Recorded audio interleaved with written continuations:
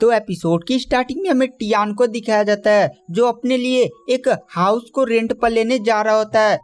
और वहाँ पर टियान रास्ते में सोचता है मेरे पास इतने सारे स्पिरिट स्टोन आ चुके हैं, अब मैं उस कबाड़ से हॉस्टल में क्यों रहूं, मुझे एक बढ़िया सा अपने लिए घर खरीद लेना चाहिए। वैसे भी कौन सा मेरे पास इस समय पैसों की कमी है और मेरे पास एक बढ़िया सा घर रहेगा तो मैं वहाँ पर कल्टीवेशन भी कर सकता हूँ। उसके बाद जो टियान होता वह हाउस को रेंट पर लेने के लिए एक शॉप के अंदर जाता है जहाँ पर एक बंदा उसके कपड़े को देखकर कहता है अरे भाई तुम गलत जगह पर नहीं तो आ गए, ये जान रहे हो ना कितना ज्यादा यहाँ पर महंगी चीजें मिलती हैं। पर टियान उसकी बातों पर ध्यान नहीं देता। उसके बाद हमें कुछ बंदों को दिखाया जाता है जो काउंटर पर जो वहाँ पर अपने लिए घर को रेंट पर ले रहे थे। वहाँ पर टियान जाकर कहता है कि मुझे भी यहाँ पर घर को रेंट पर लेना है। तभी वहाँ पर जो लेडी सर्वेंट होती है वह कहती है तुम इतने ज्यादा गरीब हो, क्या तुम सच में यह अफोर्ड कर पाओगे। और वह टियान की काफी ज्यादा बेइज्जती भी करने और वहाँ पर जो टियान होता है उस लेडी सर्वेंट की बात सुनकर काफी ज्यादा गुस्सा हो जाता है और कहता है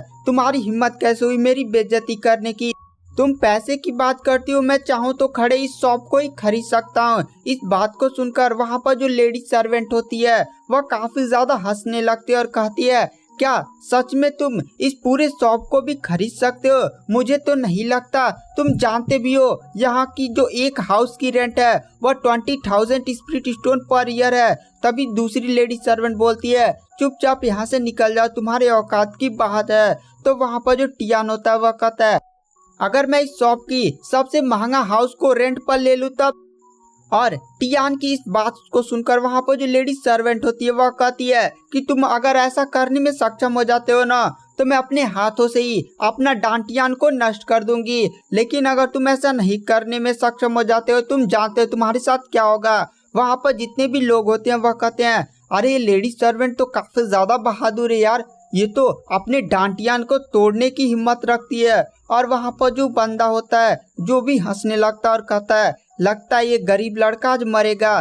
तभी वहाँ पर जो टियान होता है वो अपनी कार्ड को निकाल देता है।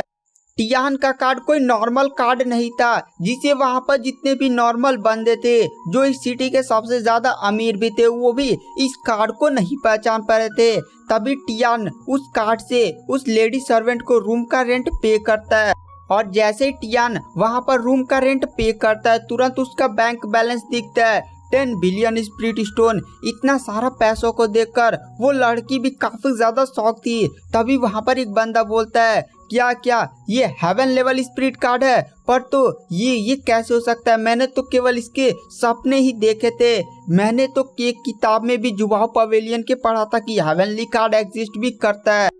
वह लेडी सर्वेंट भी टियान के पास इतना सारा पैसा देखकर काफी ज्यादा शौक थी क्योंकि टियान एक पल में पूरे इस सिटी को भी खरीद सकता था। और वह सोचती है कि अगर मैं इस लड़के को अपना बॉयफ्रेंड बना लूं तब तो मैं इस सिटी की सबसे ज्यादा अमीर लड़की हो जाऊंगी। और तुरंत वो टियान के पास जाती है और उसे प्रपोज कर देती है और कहती है मैं तुम्हारे साथ रहने के लिए तैयार हूँ, मैंने जो भी तुम्हारे साथ बदतमीजी की उसके लिए मैं माफी मांगती हूँ, मैं तुमसे इसी वक्त शादी करने के लिए भी तैयार हूँ। वह टियान इस लड़की को ऐसा बदलता हुआ देखकर काफी ज्यादा शौक हो जाता है और टियान तुरंत अपनी पावर्स का उपयोग करते हुए उस लड़की को वहां से उठाकर पटक देता है और कहता है चल हट बे। उसके बाद जो टियान होता है उस लेडी सर्वेंट के पास जाता है और कहता है तुम जैसे औरत के साथ कौन रहेगा। और वहाँ पर जो टियान होता है उस लड़की की काफी ज्यादा बेइज्जती भी करता है और कहता है चलो मैं तुम्हें माफ करता, मैं तुम्हारे डांटियान को नहीं तोड़ूंगा। और यह बात बोलकर वहाँ पर जो टियान होता है वो जहाँ पर हाउस को रेंट लिया था उधर ही जाने लगता है। तभी टियान के पीछे से आवाज आती है कहाँ जा रहे हो, और हमें हरे वाले कपड़े पहने बंदे को दिखाया जाता है। गाइस इस बंदे का नाम होता है ली। जो ली होता है वो टियान से कहता है तुम मेरे शॉप के अंदर मेरे सर्वेंट्स को ऐसे मारकर जा रहे हो, क्या तुम सच में सोच रहे हो कि इस शॉप से बचकर जाना इतना ज्यादा आसान है, तुम्हारे पास पैसा हुआ तो क्या हुआ, लेकिन आज तुम हमारे हाथों बचोगे नहीं, आज मैं तुम्हारा हड्डी पसली भी तोड़ दूंगा। मेरी कल्टीवेशन पहले ही बॉडी रिफाइनिंग की लेवल 6 पर पहुंच चुकी है। और वहां पर टियान बोलता है अरे लगता है एक बंदा और भी पिटने को आ गया। टियान की इस बात को सुनकर वहां पर सारे लोग कहते हैं अरे भाई ये टियान पागल तो नहीं हो चुका, सिटी में सब लोग जानते हैं कि जो ली है वो बॉडी रिफाइनिंग के लेवल 6 पर है और टियान तो लेवल 2 पर था ना। क्या ये पगला तो नहीं गया है? वहाँ पर जो लीन होता है वह कहता है लगता है तुम आज मरे बिना जाओगे नहीं, और तुरंत वो अपनी पावर्स का यूज करते हुए टियान पर अटैक कर देता और कहता है अब मेरे अटैक से बचो। पर टियान उसकी बातों पर ध्यान ही नहीं देता और उसके मुंह पर एक पंच मार देता है। टियान का पंच इतना ज्यादा खतरनाक था कि वो जो लीन था वो जाकर सीधे जमीन पर गिरता है और वह खड़ा होने में भी सक्षम नहीं था। लीन बोलता है अच्छा तुम बॉडी रिफाइनिंग के लेवल 7 स्टेज पर हो, तुम क्या सोचते हो मुझे मारकर ऐसे ही निकल जाओगे?